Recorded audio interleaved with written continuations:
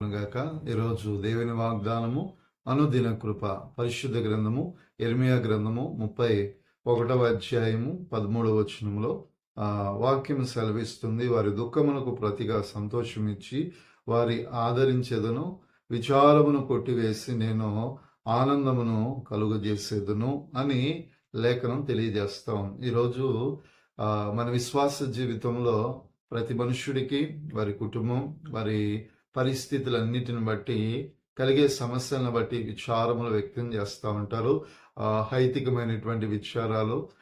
కాబట్టి దేవుడు అంటున్నాడు, నీ విచారం నీ కుటుంబం కొరకైతే, నీ విచారం నీ బిడ్డల కొరకైతే, నీ విచారం నీ ఉద్యోగం కొరకైతే, నీ విచారం నీకు ఎదురవుతున్న సవాళ్ళు అయితే వాక్యం అంటుంది నీ విచారమునన్నిటిని దేవుడు కొట్టివేస్తాడు.